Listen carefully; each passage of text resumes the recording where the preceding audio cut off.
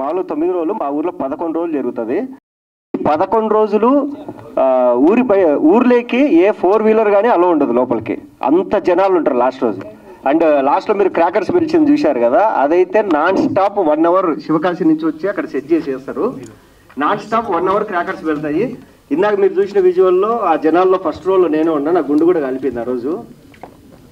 So and Murali మా చిన్నప్పటి నుంచి నా ఫ్రెండు. నేను చెప్పాను మొత్తం మీరు చూశారు, ఇంక నేను చెప్పేది ఏం లేదు.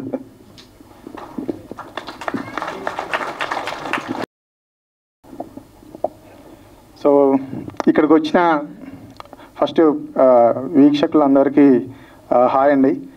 అండ్ స్టేజ్ మీద ఉన్న గెస్ట్లందరికీ కూడా. సో బేసిక్గా నేను కూడా అంటే ఇనిషియల్గా డాక్యుమెంటరీస్ నుంచే వచ్చిండే, షార్ట్ ఫిల్మ్స్ డాక్యుమెంటరీస్ నుంచే వచ్చిండే.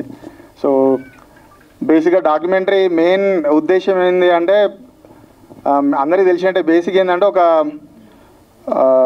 ఫ్యాక్ట్ని స్టోర్ చేయడం, ఒక నిజాన్ని స్టోర్ చేయడం అనేది అది ఎంత బెటర్గా స్టోర్ చేస్తే ఫ్యూచర్కి అంత హెల్ప్ అవుతుంది, అంటే ఫ్యూచర్ జనరేషన్కి అంత హెల్ప్ అవుతుంది. సో మేబీ ఇంకా కమింగ్ ఫ్యూచర్లో అసలు ఈ పండుగ ఎట్లా జరుగుతుంది, ఏంటిది, ట్రెడిషన్స్ అనేవి ఉంటాయా ఉండవు అనేది ఇంకా అది తెలీదు. సో పొద్దుటూరు వాళ్ళకి ఇది ఒక మంచి డాక్యుమెంటేషన్. ఇది బేసిక్గా అందుకు అది తీసుకున్నందుకు, అది ప్రొడ్యూస్ చేసినందుకు అండ్ డైరెక్ట్ చేసినందుకు ఫస్ట్ మురళి గారికి అండ్ ప్రేమ్ గారికి కంగ్రాచులేషన్స్ అండి. అండ్ ఇందులో బేసిక్గా మాట్లాడాలంటే ఈ డాక్యుమెంటరీలో మాట్లాడాలంటే కొన్ని విషయాలు అంటే ఇంట్రెస్టింగ్ అనిపించిన విషయం ఏంటంటే మన అంటే తెలుగు స్టేట్స్లో దసరాని ఇంత రేంజ్లో చేస్తారనేది ఫస్ట్ టైం చూస్తున్నాను. నాకు తెలియదు, అంటే ఎన్ని సంవత్సరాల నుంచి నేను ఇక్కడ ఉంటున్నా కానీ ఎప్పుడు ఇంత విజువల్ చూస్తుంటే ఇంత పెద్దగా అసలు ఒక ఫెస్టివల్ని ఇంత చేస్తారా అనేది తెలీదు. అదొక కొత్త విషయం తెలిసింది ఈరోజు. అండ్ మ్యూజిక్ ఇచ్చిన యశ్వంత్ నాకు కూడా చాలా ప్లేస్లో చాలా మంచిగా ఎమోషన్స్ అంటే ఉన్న విజువల్స్కి చాలా యాడ్ చేశాడు. సో ఒకసారి వన్స్ అగైన్ ఈ టీంలో పనిచేసిన ప్రతి ఒక్కరికి congratulations and all the very best. Thank you. Right sir, thank you so much sir. Hello everyone, వచ్చిన వాళ్ళందరికీ థ్యాంక్స్.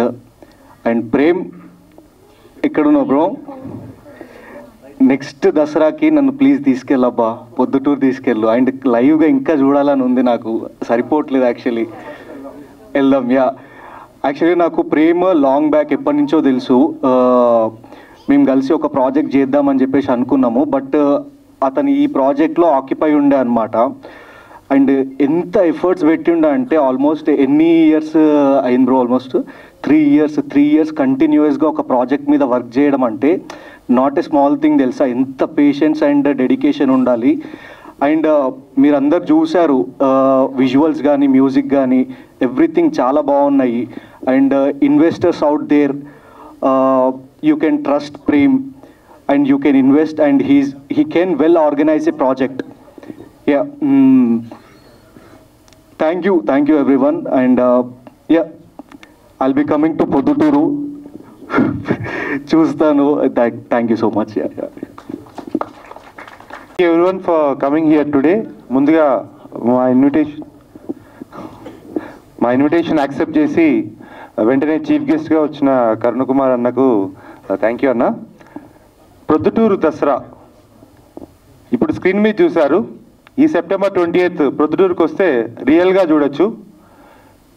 డాక్యుమెంటరీ ఇక్కడ కేవలం ఇన్ఫర్మేషన్, ఆ 10 daysలో ఏం జరుగుతుందో ఇన్ఫర్మేషనే కాకుండా ఎమోషన్ని కూడా చాలా చక్కగా డాక్యుమెంట్ చేశాడు Murali. Thank you very much. And చాలా క్వాలిటేటివ్గా అండ్ ఎక్కడ కాంప్రమైజ్ కాకుండా ప్రొడ్యూస్ చేసిన ప్రేమ్కి kudos to Prem. Congratulations to your team. చాలామంది వర్క్ చేశారు. ఈరోజు మీరు ప్రీమియర్ చేస్తున్నారంటే 1 step closer to your success. Many more wishes for your future projects. తర్వాత ఈ Balcony Originals is the production house. Prem Balcony Originals పెట్టి ఇంతకుముందు ఒక వీడియో సాంగ్ చేశాడు ప్రొద్దుటూరు మీద. దాని తర్వాత ఈ డాక్యుమెంటరీ చేయడం జరిగింది. యశ్వంత్ నాగ్ గారు అద్భుతమైన మ్యూజిక్ ఇచ్చారు. Thank you very much. And Busetti jewellers Buset Rammohan గారు ఈ ప్రజెంట్ చేసినందుకు thank you one and all for coming here. Thank you. Good evening all, అందరికీ నమస్తే. సో డాక్యుమెంటరీ అని వచ్చేటప్పుడు నార్మల్గా నేనేం ఎక్స్పెక్ట్ చేసి వచ్చానంటే, నేను చూసిన డాక్యుమెంటరీస్ అంటే డాక్యుమెంటరీస్ చాలా రకాలుగా ఉంటాయి. ఒకటి ప్రాపర్ డాక్యుమెంటేషన్ చేసే డాక్యుమెంటరీ అంటే ఏదైనా ఒక సంఘటన కానీ లేదంటే ఒక ఈవెంట్ని కానీ ఏదైనా ఒక సందర్భాన్ని కానీ ప్రాపర్గా డాక్యుమెంట్ చేస్తారంట. ఏం జరిగింది అనేది ఇందులో చాలా ఉన్నాయి. క్రైమ్ డాక్యుమెంటరీస్ ఉంటాయి, డాక్యూ డ్రామా అంటారు. అంటే ఇప్పుడు వీరప్పన్ లాంటి ఒక చందన స్మగ్లర్ గురించి ఒక డాక్యుమెంటరీ చేసినప్పుడు అతను బ్రతికిలేడు కాబట్టి అతను రిసెంబుల్ చేస్తూ ఆ డ్రామాని సెపరేట్గా చూపిస్తూ అట్ ద సేమ్ టైం మళ్ళీ నిజమైన నిజ జీవితంలోని వ్యక్తులతో వాళ్ళతో మాట్లాడిస్తూ అది చేసేదంతా డాక్యూ డ్రామా అంటారు. ఇది కాకుండా సైంటిఫిక్ డాక్యుమెంటరీస్ ఉంటాయి, యానిమల్ డాక్యుమెంటరీస్ ఉంటాయి. అయితే దురదృష్టవశాత్తు డాక్యుమెంటరీస్ మీద మనకి పెద్ద అవగాహన లేదు. సో ముఖ్యంగా తెలుగు రాష్ట్రాల్లో చాలా తక్కువ అక్కడ చేసేది. దూలం సత్యనారాయణ లాంటి వాళ్ళు తప్ప చాలా తక్కువ మంది డాక్యుమెంటరీస్ని చూస్తారు. నిజాన్ని చెప్పాలంటే ప్రాపర్గా డాక్యుమెంటరీస్ చేస్తే సినిమా కంటే చాలా పెద్ద మార్కెట్. అది సినిమా కంటే చాలా చాలా పెద్ద మార్కెట్. ఆ మార్కెట్ ఏంటి, దాని పొటెన్షియాలిటీ ఏంటని తెలియదు. రెండోది ఏంటంటే దురదృష్టవశాత్తు మనకి దానికి నిర్మాతలు దొరకరు. ఎందుకంటే డాక్యుమెంటరీస్ తీసేవాళ్ళు దాన్ని ప్రాపర్గా అంటే ఇప్పుడు ఎంగేజింగ్గా తీయడం ఉండదు. నేను నెక్స్ట్ అది మాట్లాడతాను. సో ఎంగేజింగ్గా తీయడం ఉండదు. డాక్యుమెంటరీ అనగానే ఫస్ట్ కాకరుపులతోని చాలా నీరసంగా నిస్సత్తుగా ఎక్కడో ఒక డ్రాట్ ఏరియాలో ఓపెన్ చేసి అలాగంతా తీయడం వల్ల డాక్యుమెంటరీ అంటే అది ఏదో ఒక ఆర్ట్ ఫామ్, ఆర్ట్ ఫిల్మ్ అలాంటిది ఉంటుంది. బట్ అలా కాకుండా డాక్యుమెంటరీని చాలా చాలా చక్కగా చేయొచ్చు, చాలా అద్భుతంగా తీయొచ్చు, చాలా ఎంగేజింగ్గా చేయొచ్చు అనడానికి ప్రొద్దుటూరు దసరా ఒక పెద్ద ఉదాహరణ. First of all so kudos to director గారికి, ప్రొడ్యూసర్ గారికి, దీని వెనక శ్రమపడిన ప్రతి ఒక్క టెక్నీషియన్కి నేను ముందు అభినందనలు తెలియజేస్తున్నాను. రెండవది ఏంటంటే ఈ డాక్యుమెంటరీ అంటే నేను పక్కనే ఉన్న ఎంతో విప్లవ్ గారితో మాట్లాడుతున్నప్పుడు అయిపోగానే నన్ను అడిగింది ఎలా అనిపించింది సార్ అంటే డాక్యుమెంటరీ అంటే మనకి బేసికల్గా ఓన్లీ ఫ్యాక్ట్సే ఉంటాయి కాబట్టి సో మనం ఇందులోకి ఫిక్షన్ని ఎంత జొప్పించినంత కూడా ప్రోగ్రామ్డ్ థింగ్ అంటే మాకు ఆల్రెడీ ఒక డాక్యుమెంటరీ ఇలాగే తీయాలి అన్న బ్యారియర్స్ని బద్దలు కొట్టినట్టు కూడా నాకు ఇప్పుడు అనిపించింది. సో ఎందుకంటే ఇందులో ఏఐని యాడ్ చేశారు, ఎందుకంటే టెక్నాలజీని అందిపుచ్చుకోవాలి కదా. సో ఏఐని యాడ్ చేశారు, దాని తర్వాత బ్యాక్ స్టోరీని చెప్పారు.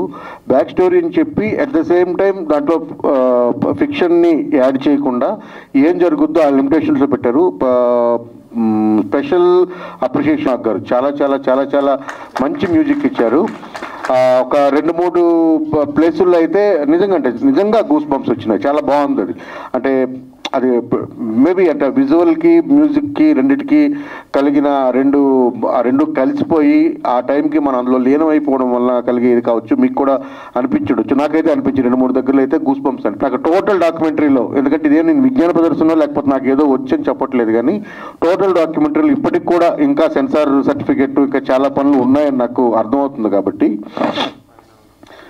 ఎవరైతే లైవ్ వ్యక్తులతో మాట్లాడించారో వాళ్ళ వాయిస్ని మళ్ళీ రికార్డ్ చేసి దాంట్లో యాడ్ చేయగలిగితే ఇది ఖచ్చితంగా ఆ ఫుల్ సర్కిల్ పూర్తి చేసుకుని ప్రాపర్ డాక్యుమెంటరీ అవుతుంది అనేది నా తాలూకా ఉద్దేశం. అది ఏమాత్రం వీలున్నా దయచేసి చేయండి. ఉన్నవే మొత్తం 3-4 మాట్లాడారు, వాళ్ళ ఓన్ వాయిస్లు ఉంటే అది బెటర్మెంట్ ఉంటుంది. రెండోది ఏంటంటే ఇక్కడ ఎవరైనా ఫిల్మ్ మేకర్స్ కనుక్కున్నట్లయితే వాళ్ళకు కూడా నేను చెప్పదలుచుకుంది ఏంటంటే డాక్యుమెంటరీస్ మనం 100% చేయొచ్చు. ఇప్పుడు ముందున్నట్టుగా కాకుండా ఇప్పుడు నెట్ఫ్లిక్స్ లాంటి ప్లాట్ఫామ్స్లో డాక్యుమెంటరీస్ కంటూ ఒక సెపరేట్ సెక్షన్ ఉంది, దానికి సెపరేట్ లవర్స్ ఉన్నారు. ఇది కాకుండా NFDC ఇంకోటి ముంబై ఫిల్మ్ ఫెస్టివల్ ఒకటి ఉంది, ముంబై ఇంటర్నేషనల్ ఫిల్మ్ ఫెస్టివల్, తర్వాత గోవా ఫిల్మ్ ఫెస్టివల్లో ఉంది. NFDC వాళ్ళు వీళ్ళంతా కూడా డాక్యుమెంటరీస్ని ఎంకరేజ్ చేస్తారు. ఇదంతా సెపరేట్ కొంచెం రీసెర్చ్ చేస్తే దీనికి సంబంధించినవన్నీ కూడా మనకు దొరుకుతాయి. మంచి డాక్యుమెంటరీస్ మనం చేయొచ్చు. మన ఊరిని మనం రికార్డ్ చేయొచ్చు, మన ఊరిలో ఉండే కల్చర్ని రికార్డ్ చేయొచ్చు, ఒక సంఘటనను రికార్డ్ చేయొచ్చు. ఎందుకంటే ఒకప్పుడు తాళపత్ర గ్రంథాల్లో ఉండే దాన్ని తర్వాత బుక్ ఫామ్లోకి తీసుకొచ్చి బుక్ని ఇప్పుడు మనం డిజిటల్లోకి తీసుకొచ్చి దాన్ని కంటిన్యూ ఎలా చేస్తామో డాక్యుమెంటరీ కూడా దృశ్య రూపంగా మనకి మిగిలిపోయే చరిత్ర. డాక్యుమెంటరీకి ఒక అథెంటిసిటీ ఉంటుంది. ఆ అథెంటిసిటీని చాలా అందంగా ఇక్కడ ఆవిష్కరించిన మురళీ గారికి, ప్రేమ్ గారికి ఇద్దరికి అభినందనలు తెలుపుతూ నేనైతే ఈ సినిమాని ఒక సినిమాటిక్ డాక్యుమెంటరీగా చూస్తున్నాను. Thank you very much. Right అండి, అందరూ ఎలా ఉన్నారు? నేనైతే చాలా చాలా బాగున్నాను. నేను మాట్లాడబోయే ముందు మా సొంతూరు ప్రొద్దుటూరు, నేను పుట్టి పెరిగిందంతా ప్రొద్దుటూరులోనే. నాకు ఒక యాక్టర్ అయ్యాను, ఇన్ని సినిమాలు చేయగలిగాను అంటే నా సోర్సెస్ మొత్తం ప్రొద్దుటూరే. ఇంకో చాలా గ్రేట్ థింగ్ ఏంటంటే కరుణ గారి డైరెక్షన్లో నేను శ్రీదేవి సోడా సెంటర్ సినిమాలో యాక్ట్ చేశాను. సార్ మీకు గుర్తుందో లేదో, సక్సెస్ టూర్కు మీరు ప్రొద్దుటూరు వచ్చారు సార్. ప్రొద్దుటూరు వచ్చినప్పుడు సార్ మీరు మా ప్రొద్దుటూరు వెళ్తున్నారు సార్, మా ప్రొద్దుటూరులో సినిమాలు అంటే చాలా ఇష్టం, మీరు నా గురించి ఒక మాట చెప్పండి సార్ అని ఆ రోజు నేను ఒక చిన్న రిక్వెస్ట్ చేశాను సార్ని. మర్చిపోకుండా అంత క్రౌడ్లో నా పేరు గుర్తుపెట్టుకొని మీ ప్రొద్దుటూరు అబ్బాయి అని మీరు చెప్పారు సార్. ఆ సంతోషం నేను మాటల్లో చెప్పలేను సార్. చాలా చాలా చాలా థ్యాంక్స్. ఆ థ్యాంక్ యూ చెప్పే సందర్భం ఇది అవ్వడం, ఇది ప్రొద్దుటూరుకు సంబంధించిన ఈవెంట్ అవ్వడం నిజంగా చాలా చాలా చాలా ఆనందంగా ఉంది. బిఫోర్ సినిమాల్లోకి వచ్చినప్పుడు ఏదైనా ఆఫీస్కి వెళ్ళినప్పుడు అదేంటో తెలీదు, అమాయకత్వమో ఏంటో, సార్ మాది కడప సార్, ప్రొద్దుటూరు సార్, మాది సినిమాలు అంటే బాగా ఇష్టం సార్. ప్రొద్దుటూరు అదే ఎక్కడ అంటే, సార్ మా ఊరు సార్, దసరా బాగా జరుగుతుంది సార్ మా ప్రొద్దుటూరులో. ఇది ఆటోమేటిక్గా నేను ప్రొద్దుటూరు వాడిని అవ్వడం వల్ల మాట్లాడక ముందే సార్ ప్రొద్దుటూరు సార్ మాది, మా ఊర్లో దసరా బాగా జరుగుద్ది, ఇంకా ఏంటి అని ఎవరైనా ఆశ్చర్యంగా పెడితే, సార్ మా ఊరిని సిరిపురి అంటారు సార్, మా ఊర్లో బంగారం ఎక్కువ దొరుకుతుంది సార్.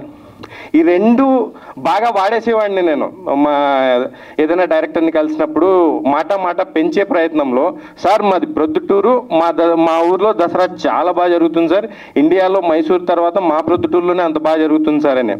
సో ఒక ఆర్టిస్ట్ అవ్వడానికి నేను ఆలోచించిన ఐడియాస్లో ఇదొక మంచి ఐడియా, నాకు చాలా అంటే చాలా హెల్ప్ అయింది కూడా.